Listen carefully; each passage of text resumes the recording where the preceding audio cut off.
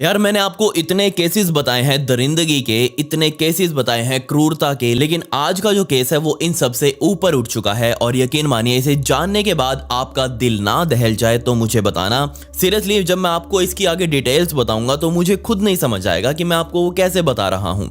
यकीन मानिए बहुत ज़्यादा डिस्टर्बिंग होने वाला है। और अगर आप इस तरह की वीडियोस को हैंडल नहीं कर सकते तो प्लीज़ आप इस वीडियो को यहीं छोड़ दीजिए, वरना चलिए मेरे साथ। लेकिन उससे पहले मेरा नाम है विकी और आप देख रहे हैं मिस्टीरियस दुनिया का एक और बहुत ही कमाल का एपिसोड। आप प्लीज़ इस वीडियो को एक लाइक कर दें और कमेंट्स में पिक में लिख दें ताकि कल की वीडियो में मैं आपको शाउट आउट दे दूं। तो इस केस की शुरुआत होती है विल्मिंगटन, नॉर्थ कैरोलिना, अमेरिका से। 90 के दशक में यहाँ पर एक लड़की रहा करती थी जिसका नाम टलाना क्रेगर था और इसकी उम्र सिर्फ 32 साल की थी। पेशे से ये लड़की एक कारपेंटर थी और लोगों के घरों में फर्नीचर वगैरह बना दिया करती थी। लेकिन इसके अलावा इस लड़की को बहुत प्यार था जानवरों से और इसने अपने 2.5 एकड़ के फार्म में बहुत सारे जानवर रखे हुए थे। और यकीन मानिए इसने कभी भी किसी भी जानवर को काट कर नहीं खाया, हमेशा जानवरों को पाला था। लेकिन इस लड़की की लाइफ जो थी वो हमेशा से इतनी इजी नहीं रही थी। बहुत छोटी उम्र से ही इसको जिंदगी ने झटके देने स्टार्ट कर दिए थे। जी हाँ, बहुत छोटी उम्र में ही इसके माता पिता चले गए थे। और अब आप समझ ही सकते हैं कि एक लड़की जिसके सर पर माँ बाप का साया नहीं है वो कैसे अपनी जिंदगी आगे चला रही होगी। जो भी लोग इस लड़की को जानते थे वो इसे बहुत ज्यादा मेहनती बताते थे और यकीन मानिए इसने मेहनत करी भी थी और मेहनत दिख भी रही थी। बिल्कुल जीरो से स्टार्ट करना, 2.5 एकड़ का फार्म बनाना, खुद का घर अलग से बनाना, और बहुत सही चल रहा था इस लड़की की जिंदगी में। लेकिन तब दिन आया 21 फरवरी 1990 का और रात के 11 बज चुके थे। और इस टाइम पर टलाना अपने घर की बजाय एक बार के अंदर बैठी हुई थी। और ये बार किसी और का नहीं बल्कि टलाना की ही बहुत अच्छी दोस्त वांडा नाम की एक और लड़की का था। अब यहाँ पर वांडा बार बार टलाना से डिस्कस करना चाह रही थी कि वो इस बार को, अपने इस पार्क व्यू ग्रिल बार को रिनोवेट करना चाहती है। इसका डिजाइन जो है वो इंटीरियर जो पूरा बदलना चाहती है।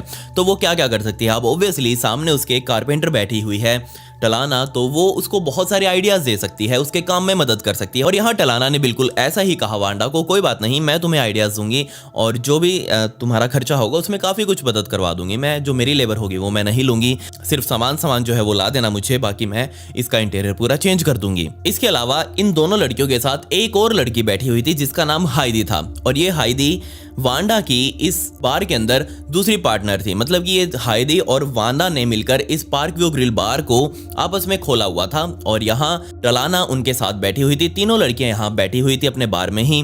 और सामने की टेबल पर एक और आदमी बैठा हुआ था, बिल्कुल अकेला, और उसका नाम रेनॉल्ड था। 33 साल का रोनाल्ड असल में ट्रक ड्राइवर था और वहां अपना ट्रक लेकर ही इस बार के अंदर पहुंचा था। ट्रक उसने बाहर खड़ा किया, वो खुद अंदर आया और बियर वगैरह की बोतलें लेकर आराम से अकेला टेबल पर बैठ गया। लेकिन उसने नोटिस किया कि सामने बैठी तीनों लड़कियां आपस में बातें कर रही हैं, एंजॉय कर रही हैं, और वो अकेला है तो शायद उससे रहा नहीं गया। और यहाँ उसने सोचा कि क्यों ना वो भी जाकर इन तीनों को ज्वाइन कर ले। और बिल्कुल हुआ ऐसा ही। वो उठकर अपना जो टेबल पर तामझाम रखा हुआ था, चकना और दारू वगैरह, उसे उठाकर उनकी टेबल पर शिफ्ट हो गया और उनसे बातें करने लगा। और इन तीनों को भी कोई दिक्कत नहीं हुई कि एक अनजान आदमी उनके ग्रुप में एंटर कर चुका है। बट फिर भी उनको लगा ठीक है, नॉर्मली है, आकर बैठा है, दारू पी लेगा, बातें कर लेगा, चला जाएगा। चारों के बीच में अच्छी बातें चल रही थी, चारों मजे कर रहे थे। और तभी इन तीनों लड़कियों ने इस बार के बाहर खड़े ट्रक को देखा और सोचने लगी कि ये ट्रक किसका है। तो रेनॉल्ड ने यहाँ पलट कर कहा कि ये ट्रक तो मेरा है। और ये तीनों लड़कियां बड़ी एक्साइटेड हो गई और कहा कि अरे वाह, तुम ट्रक लेकर आए हो, जरा इसकी चाबी वगैरह तो हम ट्रक को देखना चाहते हैं जस्ट। तो रेनॉल्ड ने अपनी चाबी निकाली और उनको दे दी और लड़कियां तीनों बाहर गई।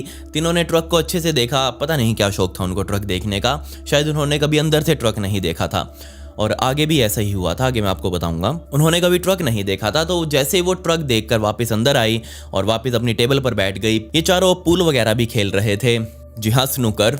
और ये सब खेलने के बाद, दारू वगैरह पीने के बाद टाइम हो चुका था अब बार को बंद करने का। लेकिन वांडा, हाइदी, टलाना और साथ में रेनॉल्ड भी अभी नहीं चाहते थे कि उनकी नाइट अभी खत्म हो और ये बार बंद हो। ये चारों चाहते थे कि यहाँ बैठकर और ज्यादा वो दारू वगैरह पियेंगे और सुबह होते होते जाएंगे। रात के तकरीबन 2 बज चुके थे और अब इन चारों को लगा कि इनको भूख लगी हुई है और कुछ खा लेना चाहिए। लेकिन अब यहाँ जो बार जो था उसका किचन तो वो बंद हो चुका था और पास में भी कोई नहीं था जो इतनी लेट नाइट खुला रहता हो, तो इनको पता था कि यहाँ से तकरीबन 8-9 मील दूर एक हार्डीज रेस्टोरेंट है और वो 24 घंटे खुला रहता है। तो क्यों ना हम वहां जाकर सामान लेकर आए कुछ खाने पीने का। वैसे ही लड़कियों के पास 2 गाड़ियां थी और ये चाहती तो तीनों बैठकर अपनी गाड़ियों में ही जा सकती थी, लेकिन यहाँ टलाना के मन में पता नहीं क्या चल रहा था। उसने जाकर सीधा रेनॉल्ड से कहा कि ये दोनों तो अपना गाड़ी में जा रही हैं और मैं आज तक कभी ट्रक में नहीं बैठी। अगर तुम बुरा ना मानो तो क्या तुम मुझे ट्रक में बैठाकर उस हार्डीज रेस्टोरेंट तक लेकर जा सकते हो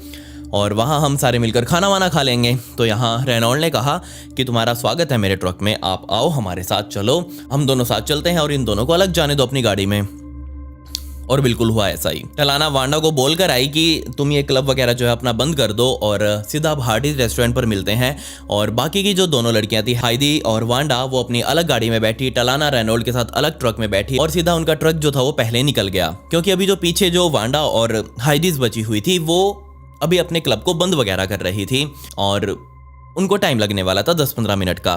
खैर अब ट्रक अपना ऑन द वे था और पीछे उनका भी अब क्लब बंद हो चुका था और उन्होंने भी अपनी गाड़ी निकाली और सीधा हार्डीज रेस्टोरेंट पर पहुंची। लेकिन जैसे ही वांडा और हाइडी हार्डीज रेस्टोरेंट पर पहुंची तो उन्हें वहां कोई ट्रक दिखाई नहीं। जी हाँ, उनको वहां कोई ट्रक नहीं दिखा जिसके अंदर टलाना और रेनॉल्ड मौजूद थे। जिसके बाद हाइडीज को तो कोई टेंशन नहीं थी यहाँ पर। उसे लगा कि हो सकता है ये दोनों बीच में कहीं रुक गए होंगे और यार हमें भी बहुत थकान हो रही है, अब हमें भी घर चलना चाहिए, उसने वांडा से कहा। तो यहाँ ये दोनों लड़कियां भी उस हार्डीज रेस्टोरेंट के चारों ओर अच्छे से चेक करके वापस अपने घर आ गई और घर आने के बाद जस्ट सो गई। हाइडी तो आराम से सो गई, लेकिन यहाँ वांडा को बहुत टेंशन हो रही थी क्योंकि वांडा की ही अच्छी दोस्त थी टलाना। लेकिन वांडा को यहाँ नींद नहीं आ रही थी और उसको लग रहा था कि उसकी जरूरत है उसकी फ्रेंड को। तो यहाँ वो दोबारा से अपने घर से बाहर निकली, गाड़ी में बैठी और गाड़ी को सीधा हार्डीज रेस्टोरेंट पर लेकर गई और वहाँ चारों तरफ अच्छे से जांच करे और लोगों से पूछा कि क्या किसी ने यहाँ पर एक लड़का और एक लड़की ट्रक में बैठे आते हुए देखे हैं क्या। तो यहाँ सभी ने मना कर दिया। तो यहाँ उसने फिर से अपनी गाड़ी उठाई और आसपास के पूरे एरिया में घूमने लगी जहां वो उनका ट्रक देख सके और यहां वो अपनी फ्रेंड से मिल सके। लेकिन सुबह हो गई, यकीन मानिए सुबह के 5:30 बज गए, लेकिन पिछले 3.5-4 घंटे में उसको अपनी फ्रेंड टलाना या फिर रेनॉल्ड या फिर उसका ट्रक कहीं नहीं दिखा। जिसके बाद सूरज अब चढ़ चुका था और लोग अब अपने काम धंधे लग चुके थे। लेकिन वांडा अभी भी परेशान थी, उसे समझ नहीं आ रहा था कि उसकी फ्रेंड आखिर गई कहाँ, वो भी बिना बताए। तो यहाँ उसको याद आया कि जब वो चारों बैठे थे, यानी कि वांडा, हाइडी, टलाना और रेनॉल्ड, जब चारों ये बार में बैठे हुए थे तो यहाँ रेनॉल्ड ने उन तीनों को बताया था कि जो सामान वो अपने ट्रक में ले रहा है वो सामान उसे जॉन टी एड नाम के एक स्कूल में डिलीवर करना है अर्ली मॉर्निंग, यानी कि जो 22 फरवरी की सुबह थी उसे वहां वो सामान पहुंचाना है। तो यहाँ वांडा को अब याद था कि उसे वो सामान उस स्कूल में पहुंचाना है। जिसके बाद उसने फिर जॉन टी एड नाम के उस स्कूल में ही फोन किया और पूछा कि क्या आपके यहाँ कोई डिलीवरी मैन आया है ट्रक वगैरह लेकर, और अगर आया है तो प्लीज उसे फोन दे दो। और किस्मत से रेनॉल्ड उस टाइम पर स्कूल में ही मौजूद था और यहाँ वो जो स्टाफ था स्कूल वालों का, उसने उस डिलीवरी मैन को बुलाया और कहा कि लो तुम्हारे लिए फोन है। जिसके बाद वांडा ने सबसे पहले रेनॉल्ड से पूछा कि क्या तुम रेनॉल्ड ही बोल रहे हो। उसने कहा कि जी हाँ मैं रेनॉल्ड बोल रहा हूँ, बताइए आप कौन। जिसके बाद वांडा ने कहा कि याद है तुमको, हम पिछली रात क्लब में मिले थे और हमने दारू वगैरह पी थी, जिसके बाद हम सारे वो हार्डीज रेस्टोरेंट पर खाना खाने के लिए गए थे। ये सब बातें सुनते ही रेनॉल्ड हक्का बक्का रह गया और उसने साफ क्लियर कट मना कर दिया कि मैं ऐसे किसी क्लब में नहीं गया, ना ही मैं आपको जानता हूं, आप बताइए आपको क्या काम है। तो यहाँ वांडा बार बार रेनॉल्ड से पूछ रही थी कि तुम्हारे साथ मेरी फ्रेंड टलाना भी तो गई थी, वो टलाना कहाँ है, अभी तक वो घर नहीं पहुंची, ना ही उससे हम कांटेक्ट कर पा रहे हैं, आप प्लीज हमें बता दीजिए कि टलाना आखिर है कहाँ। लेकिन यहाँ रेनॉल्ड बार बार एक ही बात पर अड़ा रहा कि मुझे नहीं पता कि टलाना है कौन और ना ही मैं आपको जानता, ना ही मैं कभी किसी क्लब में गया पिछली रात मैं पूरी रात ड्राइव कर रहा था और ड्राइव करके सीधा अपना सामान लेकर यहाँ स्कूल में पहुंचा हूँ, आप प्लीज मुझे परेशान मत करो। और ये बोलकर यहाँ रेनॉल्ड ने फोन रख दिया। अब यहाँ वांडा को समझ आ चुका था कि ये लड़का, ये आदमी जो है वो झूठ बोल रहा है अब, और इसको मिलकर ही कुछ करना पड़ेगा इसके साथ। तो वांडा सीधा अपने घर से अपनी गाड़ी उठाकर सीधा उस जॉन टी एड नाम के स्कूल के लिए निकली और वहाँ स्कूल में पहुंचकर देखा कि रेनॉल्ड तो यहाँ से जा चुका था। लेकिन यहाँ वो जो डिलीवरी मैन की जो शीट होती है, जो सामान लेकर आता है ड्राइवर, उसकी जो शीट होती है, वो शीट उसे वहाँ पड़ी हुई मिल गई और उस शीट के अंदर रेनॉल्ड का पूरा नाम लिखा हुआ था, रेनॉल्ड जॉन थॉमस। इसके अलावा वो डिटेल्स भी लिखी हुई थी जिस कंपनी के अंदर ये रेनॉल्ड काम किया करता था, जिस कंपनी के लिए ट्रक चलाता था। तो यहाँ अब मैक्सिमम जो डिटेल्स थी एक आदमी की, वो अब वांडा के हाथ लग चुकी थी और ये बात रेनॉल्ड को भी अच्छे से पता थी कि वो ज़्यादा टाइम तक बच नहीं सकता, वो जल्दी ही फंस जाएगा क्योंकि उसकी जो डिटेल्स हैं वो वांडा तक पहुंच चुकी हैं।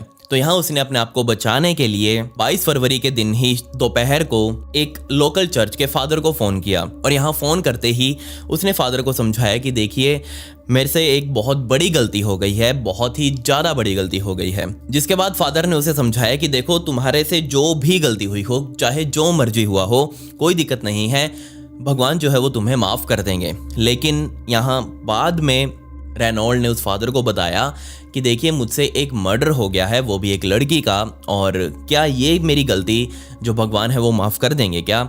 जिसके बाद फादर ने उसे कहा कि देखो भगवान करें या ना करें ये तो मैं बता नहीं सकता, लेकिन जो आसपास लोग रहते हैं ना ये नहीं करने वाले। तो यहाँ रेनॉल्ड ने उस फादर के साथ मिलकर एक ये कॉम्प्रोमाइज़ किया कि देखो मैं सब कुछ कबूलने के लिए तैयार हूँ, लेकिन आप पुलिस वालों को बुलाएंगे, मैं खुद पुलिस वालों के पास नहीं जाऊँगा। तो यहाँ उस फादर ने ही पुलिस वालों को कॉल किया और कहा कि देखिए मेरे पास एक ऐसे ऐसे बंदा आया है और वो चाहता है कि वो अपना कबूलनामा आपके सामने रखे और आप प्लीज़ हमारे घर आ जाइए। तो यहाँ पुलिस वाले सीधा वहाँ से उठकर शाम के 4 बजे तक उस फादर के घर पहुँचे जहाँ पर रेनॉल्ड भी सामने बैठा हुआ था। और अब यहाँ पर उसने बोलना स्टार्ट किया कि आखिर टलाना के साथ उसने क्या किया था। मैं आपको वार्निंग दे देता हूँ, इससे आगे जो वीडियो होने वाली है वो बहुत ज़्यादा दिल दहला देने वाली है, बहुत गंदी डिटेल्स हैं। तो अगर आप उन चीज़ों को हैंडल नहीं कर सकते तो प्लीज़ इस वीडियो को यहीं छोड़ दीजिए, लिटरली बहुत ज़्यादा डिस्टर्बिंग है। पुलिस के आगे उसने बोलना स्टार्ट किया और कहा कि रात को ऐसे ऐसे मुझे एक लड़की मिली थी जिसका नाम टलाना क्रेगर था और मैंने उसको इतना मारा है, इतना उसके मुंह पर मुक्के वगैरह मारे हैं कि उसकी मौत हो गई। जिसके बाद मैं उसकी लाश को वहीं पास ही में मौजूद एक जंगली इलाके में लेकर गया और वहां ले जाकर उसे डंप कर दिया। उसके कपड़े भी मेरे ट्रक में पड़े हुए हैं और वो कपड़े उसने ट्रक से निकालकर पुलिस वालों को दिए और पुलिस वालों ने जैसे उन कपड़ों की जांच करी तो उस कपड़ों के अंदर से एक ड्राइविंग लाइसेंस निकला। वो ड्राइविंग लाइसेंस टलाना क्रेगर का था। लेकिन यहाँ पुलिस वालों ने रेनॉल्ड से पूछा कि ऐसी क्या बात हो गई थी तुम्हारे बीच कि तुम अभी 2 घंटे पहले तो मिले हो और 2 घंटे बाद तुम्हारे बीच मर्डर जैसा काम हो गया। तो यहाँ रेनॉल्ड ने बताया कि जैसे ही वो उस बार से अपनी ट्रक में बैठकर बाहर निकले थे तो यहाँ टलाना ने उसके पास्ट के बारे में पूछना शुरू कर दिया। मतलब यहाँ टलाना रेनॉल्ड से उसके पास्ट के बारे में पूछ रही थी और जैसे ही उसके पास्ट के बारे में उसने पूछना स्टार्ट किया, यहाँ रेनॉल्ड ने अपनी एक्स वाइफ के बारे में बताया और बताया कि कैसे वो बहुत ही अजीब सी थी, बहुत अलग सी थी। तो यहाँ टलाना भी थोड़े गुस्से में बोलने लग गई कि तुम्हें ऐसा नहीं करना चाहिए था। उसने थोड़ी बहुत सलाह वगैरह दी होगी, ये मुझे नहीं पता क्या बोला था। लेकिन यहाँ ये वाला टॉपिक क्लोज होने के बाद टलाना ने होमोसेक्सुअलिटी की बात स्टार्ट कर दी रेनॉल्ड के आगे। अब आप यहाँ सोच रहे होंगे कि ये होमोसेक्सुअलिटी की बात टलाना ने क्यों स्टार्ट करी। तो यहाँ इसका एक ही जवाब था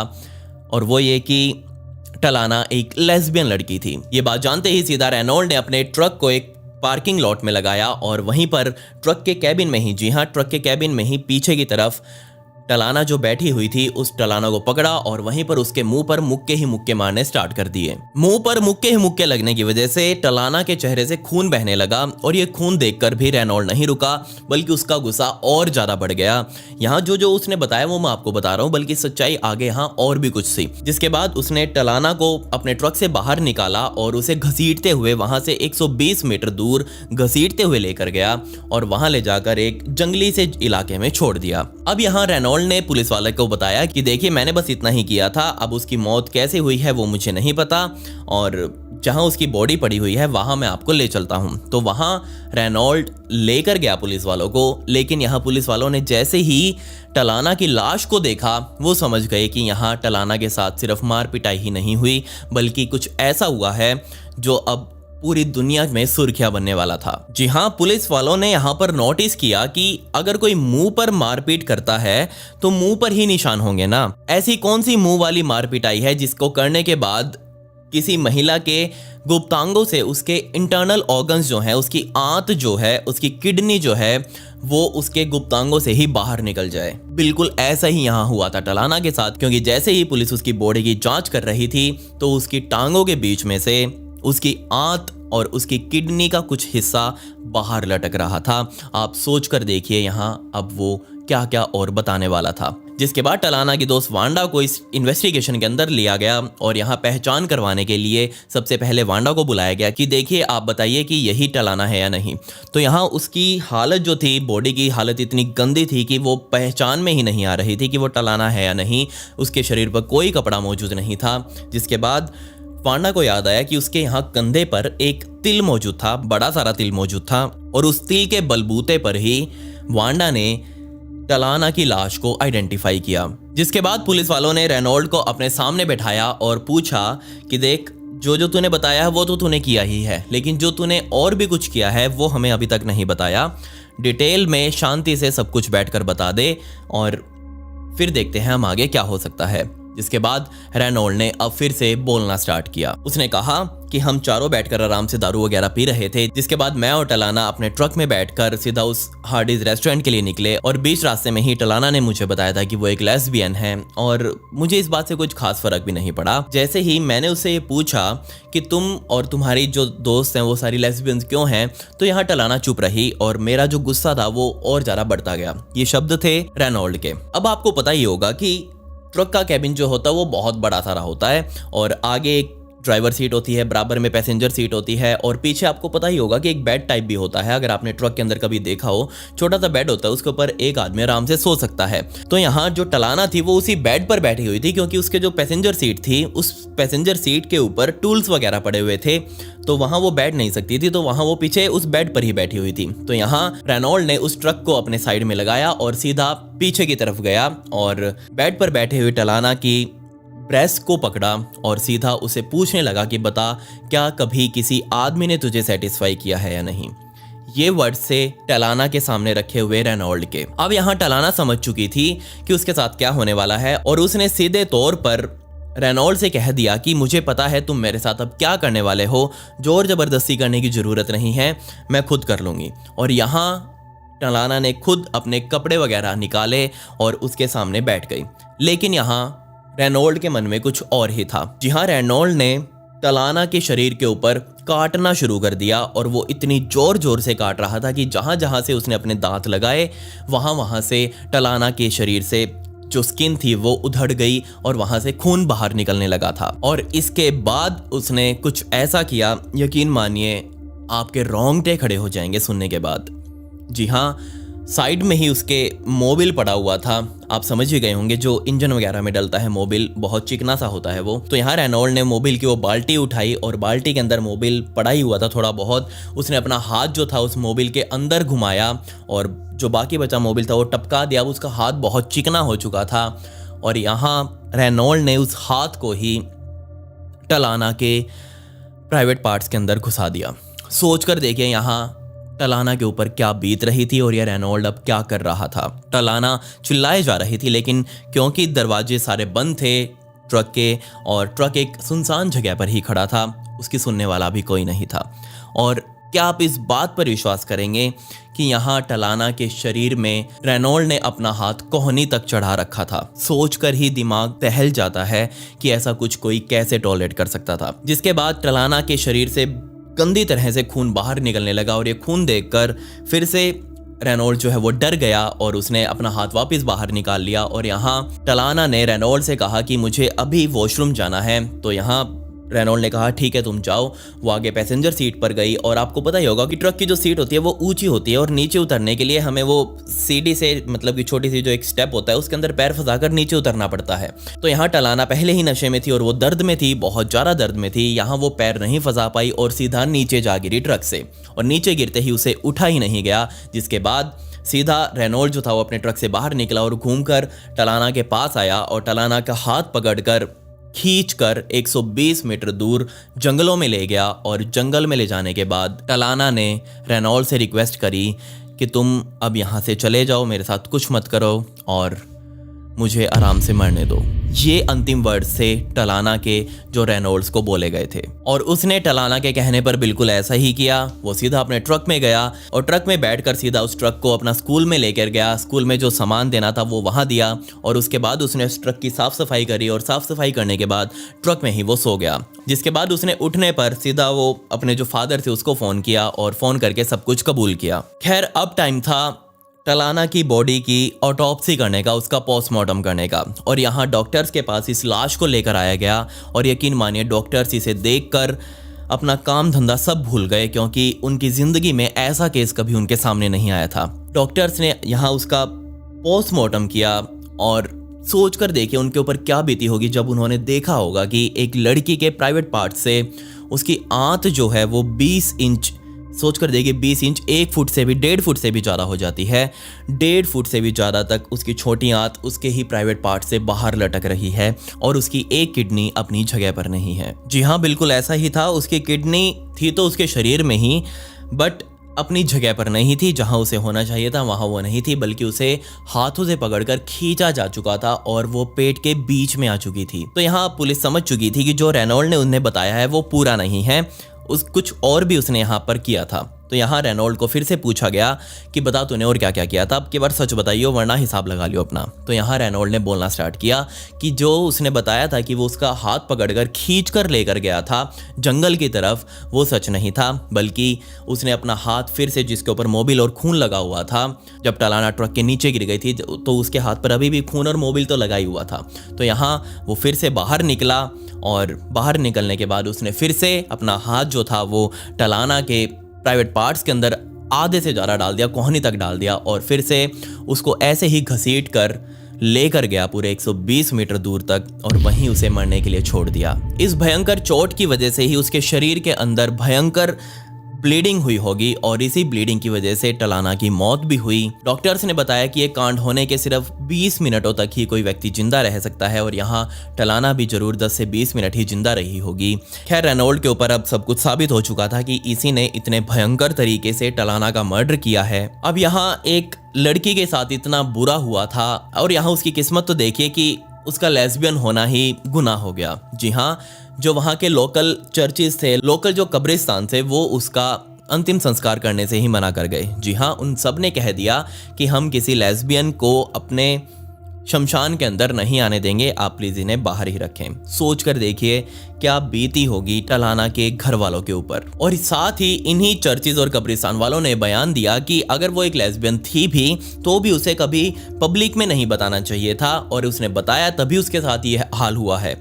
उसकी ही गलती थी, उसको नहीं ऐसे पब्लिकली बोलना चाहिए था। सोचकर देखिए एक लड़की के साथ इतना बदतर, इतना बुरा कांड हो चुका था और फिर भी लोग उसके ऊपर ही सवाल उठा रहे थे। खैर, अब रेनॉल्ड को कोर्ट में पेश किया गया और उसका ट्रायल जो था वो एक लंबे टाइम तक चला, क्योंकि उसकी जो लीगल टीम थी, उसके जो वकील थे, वो बार बार डिफेंस कर रहे थे ये बोलकर कि रेनॉल्ड ने जो किया वो सब कुछ नशे में किया था और नशे में आदमी अपने काबू में नहीं रहता और वो जो करता है उसे बाद में ही पता चलता है कि क्या किया है उसने। तो यहाँ ये बात को देखते हुए रेनॉल्ड की सज़ा को कम किया जाए। ये ट्रायल जो था वो काफ़ी लंबे टाइम तक चला, जिसके बाद सन 1991 में कोर्ट द्वारा रेनॉल्ड के जुर्म को देखते हुए रेयरेस्ट ऑफ रेयर इसे बताया गया और 2 बार लाइफ इम्प्रिजनमेंट रेनॉल्ड को दी गई और इसके अलावा वो 40 सालों तक, जी हाँ 40 सालों तक पैरोल के लिए भी अप्लाई नहीं कर सकता था। ये केस वैसे ही बहुत ज़्यादा डिस्टर्बिंग था और ज़्यादा डिस्टर्बिंग बना उन चर्चिज और कब्रिस्तान वालों के बयानों से। बहुत ज़्यादा लोग टलाना की सपोर्ट में भी आए, उसके खिलाफ भी आए और जो सपोर्ट में थे उन्होंने ही अब यहाँ 1992 में सेंटिट्यूड मेट्रोपॉलिटन कम्युनिटी चर्च नाम से एक कब्रिस्तान वहाँ बनाया और उस कब्रिस्तान में ही मतलब कि जो टलाना की लाश थी वो वापस वहाँ पर लाकर शिफ्ट करी। पहले कहीं और टलाना के दोस्तों ने उसको दफनाया था, लेकिन बाद में वहाँ से निकाल कर टलाना की लाश को 1992 में बनाए गए इस पहले LGBT कब्रिस्तान के अंदर दफनाया गया था और आज भी टलाना की जो कब्र है वो वहीं पर मौजूद है। खैर यार, पॉडकास्ट 11 जो है वो आ चुकी है और प्लीज़ डिस्क्रिप्शन में दिए गए लिंक पर क्लिक करके आप उसको जरूर देख लीजिएगा। बहुत ही दिल दहला देने वाली एक कहानी मैंने उसमें सुना रखी है। और यार, इस स्टोरी से रिलेटेड 2-3 पिक्स हैं मेरे पास जो मैं यहाँ नहीं दिखा सकता। आज रात को इंस्टाग्राम की स्टोरी पर लग जाएंगी 9 बजे। लिंक मेरा डिस्क्रिप्शन में है इंस्टाग्राम का, प्लीज़ वहाँ फॉलो मुझे जरूर कर लेना। खैर, पिछली वीडियो का shout out Indian graphic talent को and comment pick video get a shout out in next video. आपको वीडियो कैसे लगी कमेंट से वो भी बता दें। मिलते हैं अगली वीडियो में। ये वीडियो देखने के लिए धन्यवाद।